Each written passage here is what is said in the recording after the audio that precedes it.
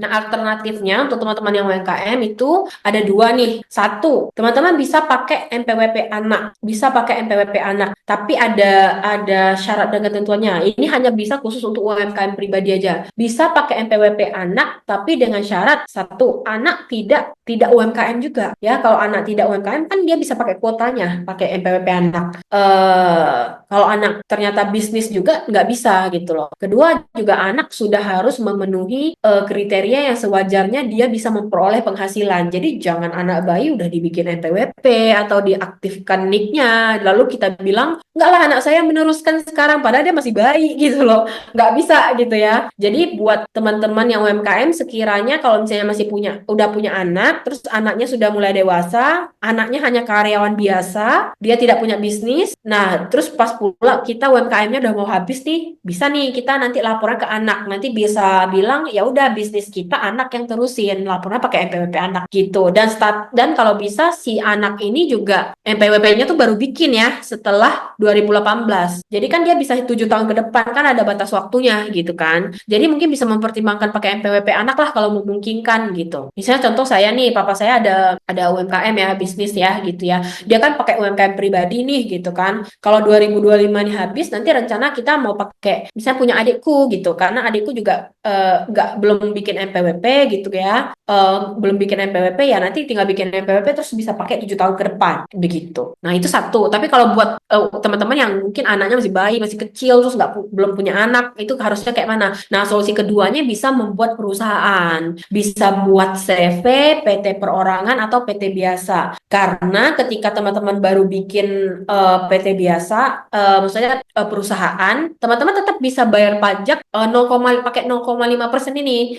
Tapi tetap ada batas waktu. Contoh kalau UMKM pribadi kan batas waktu maksimal 7 tahun. Kalau buat PT, nah ini ada batas waktunya. Kalau CV kita bisa pakai 0,5% itu sampai 4 tahun maksimal. Asal omset tahunan belum melebihi 4,8 M dalam setahun. PT perorangan juga bisa 4 tahun. PT biasa itu 3 tahun. Begitu. Nah, lalu kapan nih momen yang tepat untuk membuat perusahaan? Ini mungkin buat teman-teman yang nanya tadi ya, yang ada yang freelancer, dia terima income dari komisi gitu ya. Lalu ada yang UMKM juga, dia tanyanya, bagusnya aku pecahin ke gimana gitu ya. Maksudnya aku pecahin NPWP atau aku bikin usaha, atau terus better bikin usahanya tuh PT, CV atau apa gitu kan.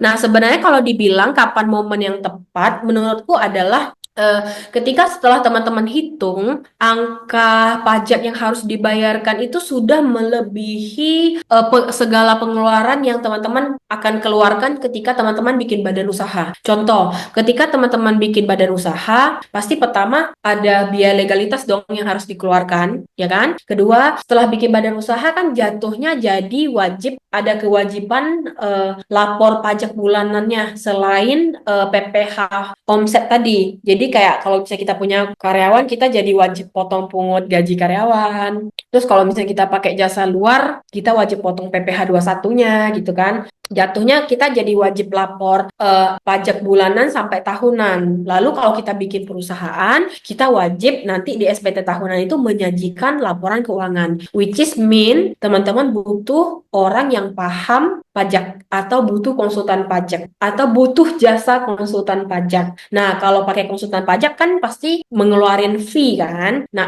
contoh nih saya bilang pakai jasa konsultan pajak nih, nanti pajak Bapak Ibu beres ya kan, bulanan semua dihandle sampai tahunan. Oke, tapi fee-nya itu 3 juta per bulan. Nah, kalau 3 juta per bulan, 3 juta kali 12. Nah, berarti setahun udah pengeluarannya 36 kan, 36 juta. Apalagi kira-kira pengeluaran legalitas sekali tuh, mungkin ketika bikin ini CV atau PT atau PT perorangan mungkin sekitar 4 sampai 5 juta, mungkin ada yang 8 juta gitu ya. Nah, pengeluaran ini mungkin ini untuk konsultannya sama Vivi yang sama ini ya, kewajiban potong pungut ketika kita menggunakan jasa luar gitu ya, baik karyawan maupun kayak konten-konten kreator tadi gitu ya. Kalau misalnya kita ada pakai jasa lah, atau jasa catering juga kita harus ada potong pungut karena udah perusahaan kan, harus bisa nyusun laporan keuangan juga. Nah, kira-kira mungkin kalau dihitung-hitung, kalau misalnya PPh yang harus dibayar itu sudah lebih tinggi, jauh lebih tinggi daripada ini, ya udah berarti di saat itu harus bikin perusahaan, geser ke perusahaan, jangan pakai NPWP pribadi lagi gitu. Karena kan bayangkan teman-teman kalau hire konsultan konsultan pun, maksudnya hire konsultan pun, nah potong ini, masih saving ini, terus tambahlah, anggap omsetnya masih segini, kali 0,5%. Setelah potong pajaknya, nih setelah potong fee konsultan, setelah potong pajak pun masih saving 143 juta. Satu biji mobil loh, ya kan? Nah, di momen-momen yang kayak gini sih, jadi kalau ditanya kapan momen yang tepat untuk bikin perusahaan, ya nanti tergantung teman-teman berapa besar income-nya gitu loh. Harus dihitung dulu, kira-kira pajak terhutangnya berapa. Kalau pajak terhutangnya sudah melebihi ketika teman-teman bikin legalitas, hire konsultan, masih saving banyak, nah di saat itulah harus bikin perusahaan gitu ya. Semoga menjawab buat teman-teman yang tadi nanya ya. Jadi kalau ditanya ini ya kamu lah yang tahu range penghasilan kamu berapa, coba kamu hitung pakai, apalagi tadi itu lebih jasa ya, dia lebih ke komisi ya, itu pakai kan pekerja bebas tuh. Nah, kamu bisa cari itu tarifnya berapa persen, coba kamu hitung PPh-nya berapa, terus nanti yang UMKM omsetnya berapa, coba kamu gabungin, kamu hitungin nih setahun tuh kemungkinan di 2026 tuh bisa kena berapa. Kalau ternyata jauh-jauh sangat mahal nih, sangat besar nih pajaknya, ya better bikin perusahaan begitu.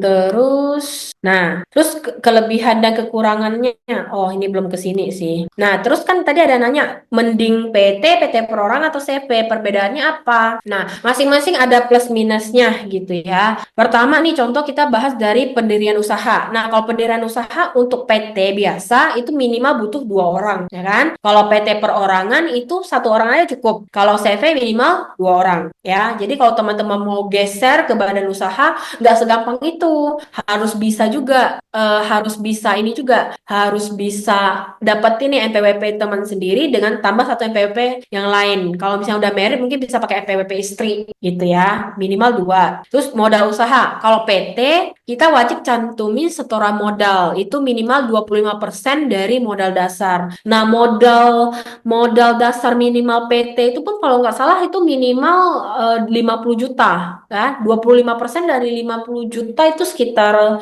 belasan ya, 15 jutaan ya. Sebentar, 50, 25%-nya 12 juta, 12 juta setengah ya, kayak 12 juta setengah. Nah, ini kalau PT biasa. Kalau PT perorangan itu tidak ada ketentuan nilai modal, tapi biasanya dia minta kita masukin. Jadi semampunya aja, 1 juta pun jadi, 500 juta pun bisa. Tapi nggak ada ketentuan, tapi wajib masukin pas teman-teman daftar di AHU. Kalau CV dia tidak perlu nyantumin modal, jadi fleksibel bisa berubah-ubah. Nah, untuk keuntungannya, nah mungkin ini nih yang paling berbeda signifikan nih dari segi pajaknya. Kalau keuntungan usaha, kalau PT kan nama keuntungannya itu kan dividen ya.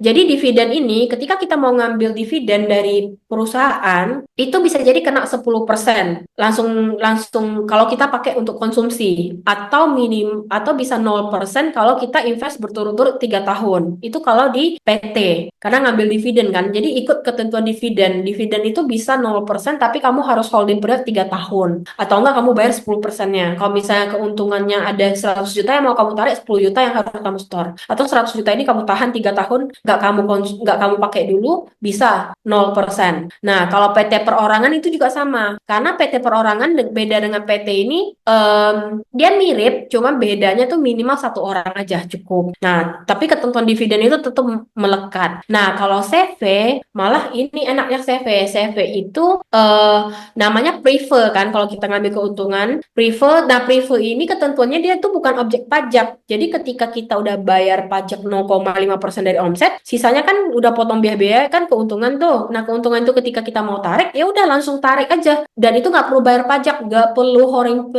holding period, langsung bebas. Itu kelebihan CV ya di sini. Lalu untuk tarif UMKM-nya juga untuk PT biasa itu hanya 3 tahun sejak akta berdiri. Kalau PT perorangan 4 tahun, lebih setahun, terus CV juga 4 tahun kayak PT perorangan, hanya 4 tahun. Lalu legalitas, nah satu lagi legalitas ketika PT ini ya, PT biasa ya, ketika kita mau ngambil keuntungan atau dividen, itu ada ketentuan di Undang-Undang PT itu kita wajib melakukan RUPS ke notaris. Jadi nggak bisa sembarang ngambil gitu aja, harus ada akta legalitasnya bahwa kita akan bagi. Nah, untuk PT perorangan sebenarnya sekarang masih jadi isu, apakah perlu RUPS? Karena kan kalau PT perorangan kan, kalau PT biasa kan dia punya 2 orang ya, dan ada masing-masing ada persentasenya kan, makanya that's why dia perlu RUPS kan dan bagi sesuai persentase. Tapi kalau PT perorangan ini kan sebenarnya ya udah dia sendiri ownernya, dia udah dia ambil keuntungan sendiri. Apakah masih perlu RUPS ke notaris juga? Ini belum jelas. Ini masih debatable lah gitu kan, masih bisa didebatkan gitu. Menurut saya sih nggak perlu ya, karena yang penting kita mempertanggungjawabkan dividennya gitu. Nah, kalau CV ketika ngambil keuntungan tidak perlu legalitas ke notaris, karena memang juga toh dari awal nggak cantumin modal berapa, persentase pun nggak dicantumin, ngambil keuntungan pun bukan objek gitu kan. Jadi nggak perlu dia ke notaris, ambil aja. Tapi tetap harus dipertanggungjawabkan di laporan keuangannya lah, di pengambilan, kalau nggak salah itu namanya perubahan modal ya kalau untuk CV. Kriteria bisnisnya ini, nah untuk untuk PT ini bisa cocok untuk semua bidang bisnis termasuk freelancer tadi boleh pakai. PT perorangan juga gitu. Nah, untuk CV itu ada pengecualian untuk pekerjaan bebas atau freelancer yang berbasis jasa, kita tuh nggak boleh pakai CV. Karena kalau pakai CV itu dianggap, karena CV itu kan bukan badan usaha ya. CV itu kayak, kalau dalam aturan itu kan kayak mana ya? Kalau CV itu dalam aturan tuh dia kalau misalnya CV itu ketentuannya itu masih anggap seperti orang pribadi lah. Makanya ketika ambil keuntungan kita nggak dikenakan pajak lagi. Tapi untuk yang punya pekerjaan bebas atau freelancer yang berbasis jasa itu, kalau kamu bikinnya CV, kamu tetap tidak boleh pakai yang 0,5%, melainkan langsung dari laba rugi nanti gitu. Karena ini memang ada tercantumin lah di aturan ini, di aturan yang ini, aturan yang awal ya, yang 0,5% itu, yang PP 23 tahun 2018. Di sini tuh ada dibilang, sebentar ya, udah mau closing kok. Nanti aku lebihin waktu 20 menitan untuk teman-teman Q&A. Agak panjang soalnya. Nah ini, untuk ini kan subjek orang pribadi kan 7 tahun ya. Ini ada batas waktunya. Di sini tuh ada ketentuan. Nah, WP yang tidak boleh pakai aturan ini, itu tuh bagi WP yang pakai ketentuan umum,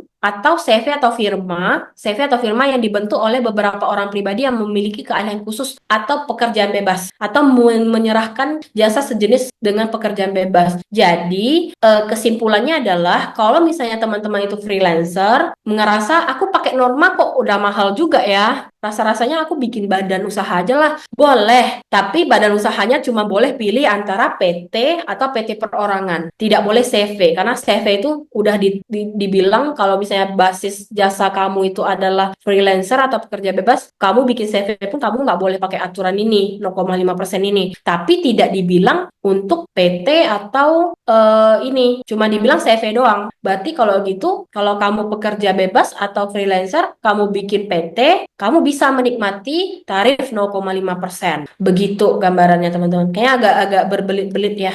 Tapi semoga bisa dimengerti dengan baik. Gitu sih.